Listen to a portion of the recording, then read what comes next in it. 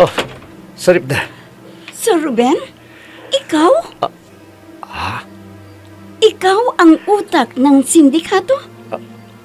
Anong pinagsasabi mo? At anong sinasabi mo ako ang utak ng sindikato? Huwag kang magmaang-maangan. Tinutukan mo ako ng baril. Akala ko kakampi kita. Yun pala, kalaban ka. Kinasambong baril mo? Seryoso ka? Para sabihin ko sa'yo, hindi ako basta-basta kinakasa ng baril ng kung sino-sino lang. Ngayon, ako naman. Sige! Magpatayan kayong mag-ama! Dahil ang mabubuhay sa inyo ay siya kong papatayin! Nicole! Saripda! Salvasyon!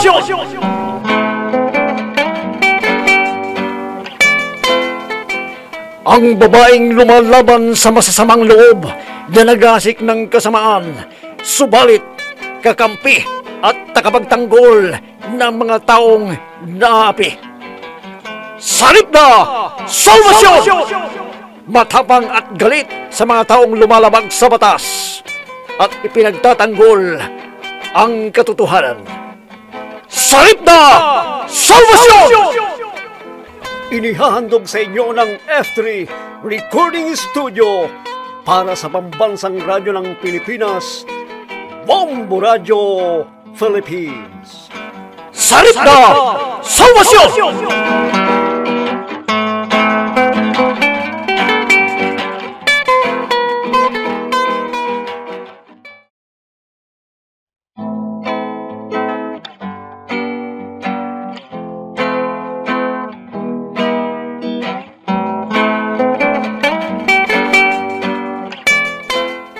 At ngayon mga kaibigan, narito ang dulang pinamagatang Saripda! Salvasyon!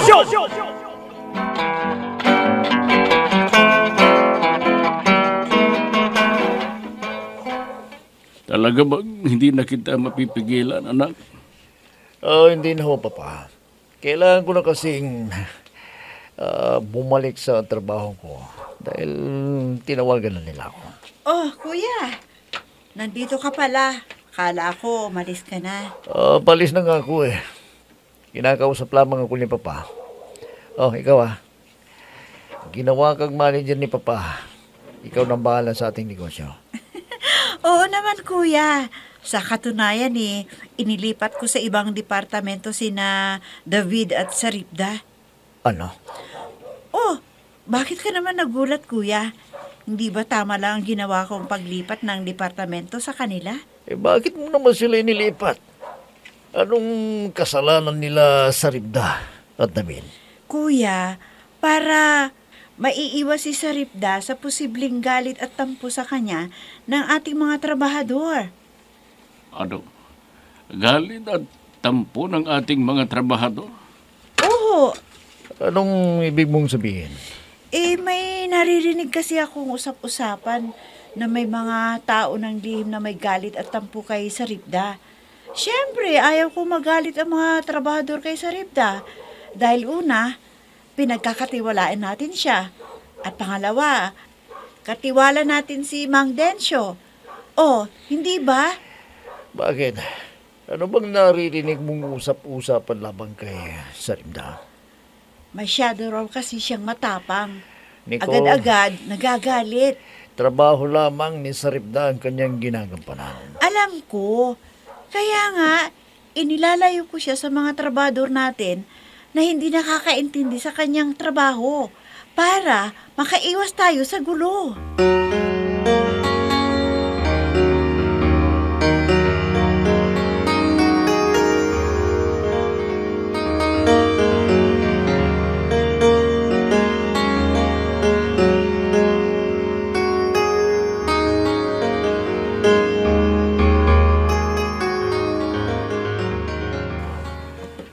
Ngayon, Tapatin mo nga kami ng lola mo. Ano ba talaga yung problema, ha? Iniisip ko siyang lumuwas ng Maynila. Ano? Iniisip ko siyang lumuwas ng Maynila at doon magtrabaho. At bakit naman agad-agad ka nag-isip na lumuwas ng Manila?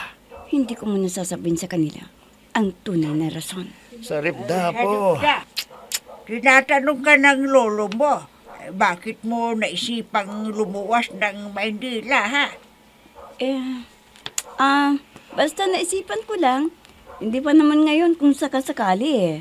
Apo, sino naman ang makakasama namin ng lolo mo kung aalis ka? Siya nga naman, Apo. Alam mo namang matatanda na kami ng lola mo. Hindi pa naman po ako nakakapagpasya eh. Nagdalawang isip pa po ako. Kahit man lang sana, sa isipan mo huwag mong isiping iiwan mo kami ng lola mo. Siya nga naman, Apo. May papangako mo ba sa amin ng lolo mo na hindi mo kami iiwan? Lolo? Lola? Oo naman po. Lagi po tayong magkakasama. Pangako po.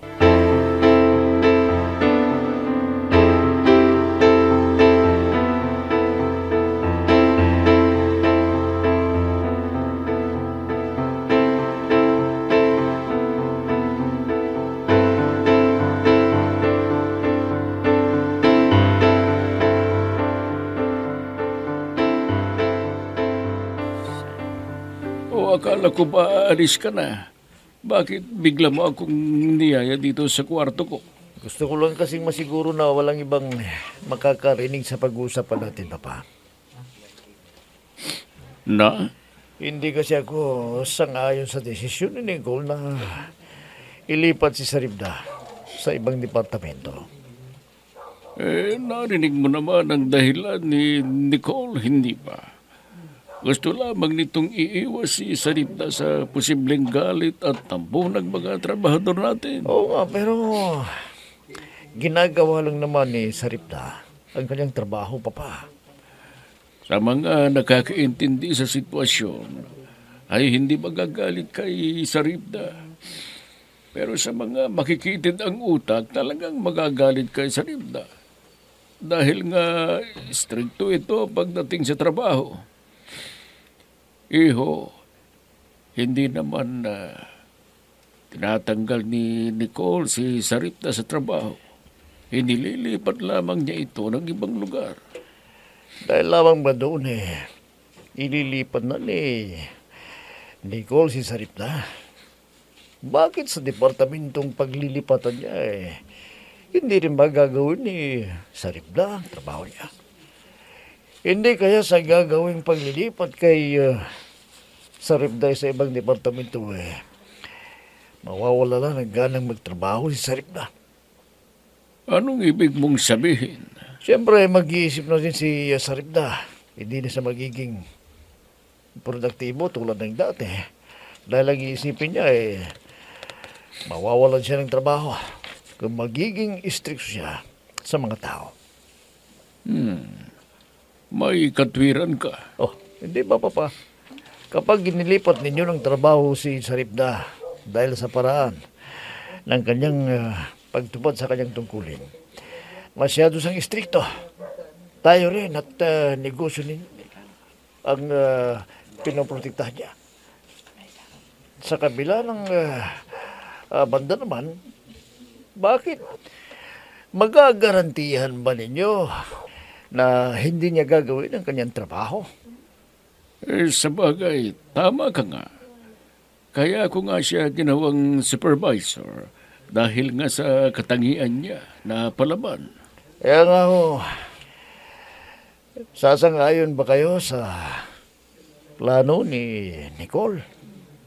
Ang sinabi kasi ni Nicole ay para maiiwas niya sa galit si Saribda sa mga tauhang hindi nakakaintindi. Yun na nga Kung ililipot ninyo si Saribda sa ibang departamento, ganun pa rin ang gagawin niya.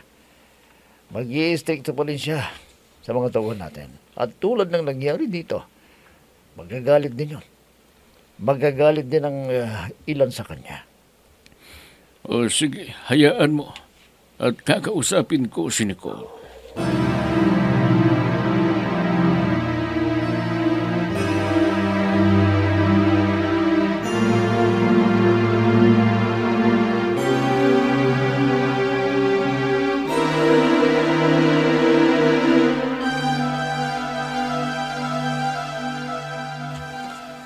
Oh, apo, sigurado ka bang dito ka lamang sa ilalim ng puno ng mangga? Oho, mas presko dito. Ay, hindi ka ba aakyat muna sa itaas ng bahay para makatulog ka ngayong tanghali? Lola, tataba ako niyan eh. Ngayon ka lamang naman makapagpapahinga dahil hindi ka pumasok sa trabaho mo. Magandang hapon po, Lola.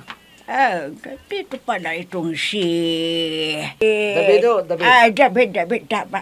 Hindi ka rin ba pumasok sa trabaho sa asyenda? Ay, pumasok po, Lola. Kaya nga po ako narito dahil inuntusan po ako ni Don Simon Ano? na pupunta dito at nang masabi ko dito kay Saripda na gusto siyang kausapin ni Don Simon. Ha? Bakit? Teka, apo. May kasalanan ka ba kay Don Simon? Wala ho. Bakit kanya kakausapin? Hindi naman basta-basta nakikipag-usap ang Don na yon kung wala kang ginagawang mali. Kakausapin siguro ni Don Simon si Saripda dahil po sa nangyari. Ha? Nangyari? Anong nangyari, ha? Bakit ho? Hindi pa ba ninyo alam? Alin ang hindi ko pa alam? Apo, ano itong sinasabi ni David? Saripda, hindi mo pa ba sinasabi sa lola mo ang lahat? Ha? Naku, umiral na naman ang kadaldalan ng lalaking ito. Magsalita ka, Saripda. Ano itong sinasabi ni David na nangyari? Wala ka namang sinasabi sa amin ng lolo mo na nangyari sa asinda. Meron ba? At kung meron, ano, apo?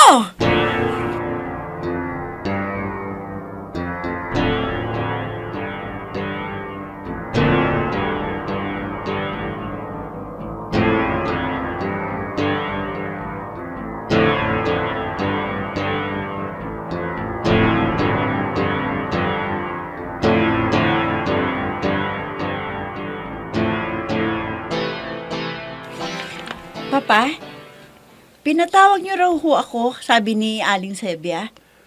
Oo. Gusto kong magkausap tayo bago ako luluwas sa kabilang probinsya. Ano ho ba yun, Papa? Tungkol sa plano mong paglilipat kay Saripda sa kabilang departamento. Hindi yata mabuti kung ililipat mo siya sa kabilang departamento. Ho? Bakit naman ho? Gusto ho ba ninyong magagalit ang mga tao kay Saripda? Alam mo, napag-isip-isip ko kasi na kung ililipat mo siya sa kabilang departamento, ganoon pa rin ang gagawin ni Saripda. Na ano? Alam mo, Iha, kilala namin ng kuya mo, si Saripda. Alam mo naman siguro na dito lumaki sa bahay si Saripda. Kaya kilala namin siya ng kuya Ruben mo. Matapang talaga yang si Saripda. Hindi mo siya basta-basta makakanti. At dahil doon, At yun nga ang nagustuhan ko kay Saripda. Dahil matapang siya, kaya ko siya ginawang supervisor. ang ibig niyong sabihin, hindi ko na ililipat ng ibang departamento si Saripda, Papa? Oo, Iha. Dahil ang katulad niyang matapang, ay kailangan natin sa negosyo para hindi tayo malulugi. Ganun po ba? Iha, magtiwala ka sa suggestion ko sa iyo. Huwag mong ilipat sa ibang departamento si Saripda. Sige po, Papa. Kung yan ang desisyon niyo. pananatilihin ko sa departamento si Saripta. Good girl. O paano?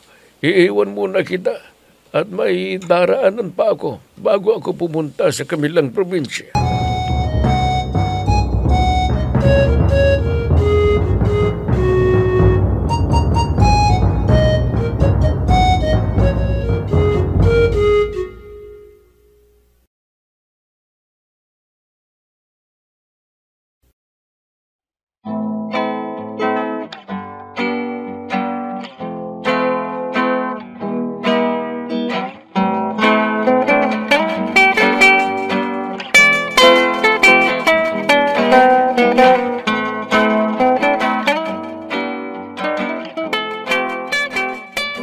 Ay, magsalita ka, Apo. Ano itong sinasabi ni David? Talagang ang lalaking to, oo. Umira naman pagkadaldalero. Ay, nako. Tama naman ang sinasabi ni David. Malay ko. Ikaw kasi, hindi mo sinabi sa akin na lihim mo pala yan kay lola mo. Oh, yan na naman kayong dalawa. Magtatakipan na naman kayong dalawa niyan eh. Ngayon, Apo, ano ang hindi namin nalalaman ng lolo mo? Ano? Sasakyan ni Don Simon. Si Don Simon nga. Bakit kaya? Ay, Don Simon! Kayo pala! Tuloy po kayo!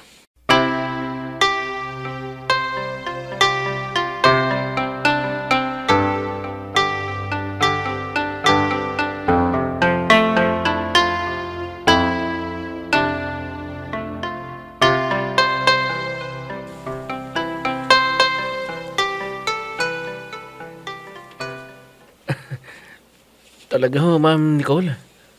Promoted na ho ako. Oo, mula sa pagiging trabahador mo, ay gagawin kitang cheaker ng mga trabaho ng mga trabahador. Nako, maraming salamat po. Ayoko marinig ang salitang salamat. Ang gusto ko lang, pulido na trabaho. Huwag kayong mag-alala, Ma'am Nicole. Hindi kayo mapapaya sa promotion na binigay niyo sa akin. Na siya kong inaasahan sa'yo, Max. Gagawin ko ang lahat ng aking makakaya, Ma'am, para magkaroon ng magandang resulta ng trabaho ng ating mga trabahador. Mabuti. O sige, makakalabas ka na ng opisina ko. At pakisabi pala kina Nika at Elmo na gusto ko rin silang kausapin. Opo, Ma'am. Sige po.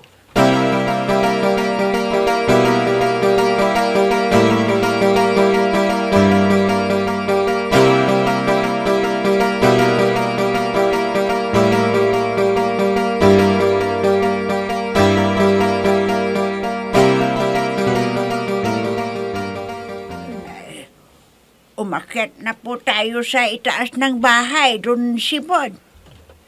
Okay na dito dahil presko. At isa pa, hindi naman ako magtatagal. Gusto ko lamang kausapin tong apo mo. Ay, yan na nga ho ang sinasabi nitong si David eh. Oo. Pinapunta ko nga siya para sabihin dito kay Saripda na puntahan ako sa bahay. Kaso, aalis din lang ako. Kaya naisipan ko nagdaanan siya dito sa bahay niyo. Ganun po ba? Sige po, maiiwan ko muna kayo dito para makapaghanda ko ng merienda. David, sumunod ka nga sa akin para matulungan mo akong maghanda ng mamimerienda natin. Opo. Diyan na po ako, lola. Saripda, nakarating sa akin na hindi ka pumasok. Kaya kita pinatawag kay David. Pasensya na po kayo, Don Simon, kung hindi ako nakapasok. Medyo masama ko kasi ang pakiramdam ko eh. Masama ang pakiramdam mo? O masama ang loob mo kay Nicole? Huwag kang magkaila.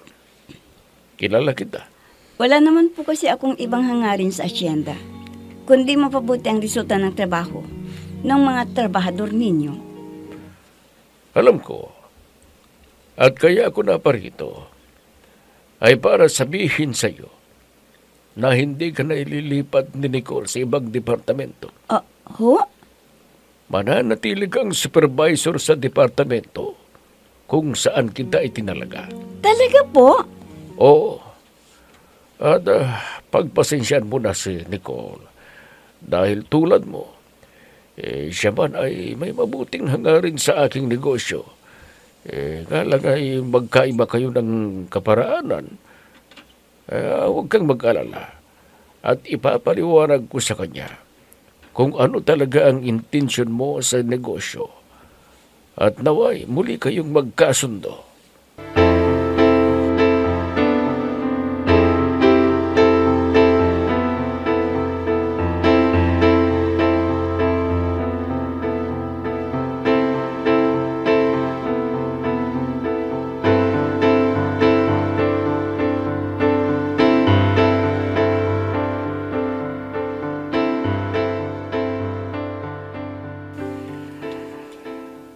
Masakit na yung kamay ko sa klase ng trabaho pero hindi bale.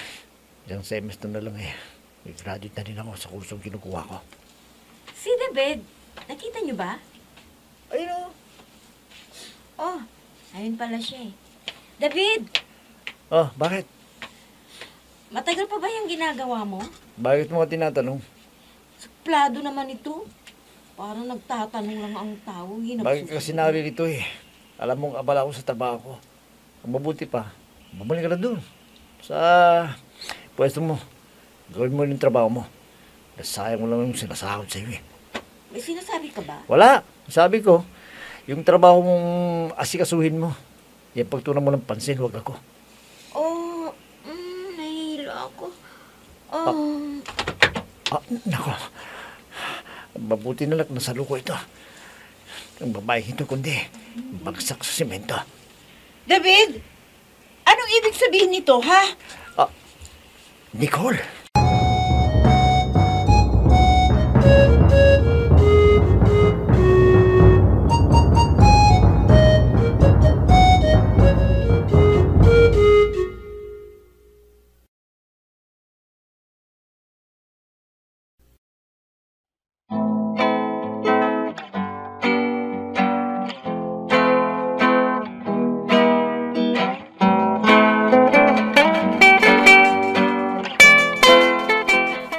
Ano ang nangyari kay Nika? Mga kaibigan, huwag ninyong kaligtaang subaybayan ang pagpapatuloy ng ating dulang pinamagatang Sarit na Salvasyon! Mga nagbibigay buhay, sina Emma Dalupe, Susan Malikdem, Robert D. Guzman, Jun Cabato, Ami Diaz, Oscar Ora. Technical supervision at sa musika ni Oscar Ora. Nilapatan ng tulog ng inyong lingkod. Mula sa panulat ni Andrea Solar at sa direksyon ni Jun Cabato. Sarit na Salvasyon! Inihahandog sa inyo ng F3 Recording Studio para sa pambansang radyo ng Pilipinas, Bombo Radio Philippines. Sarit na Salvasyon!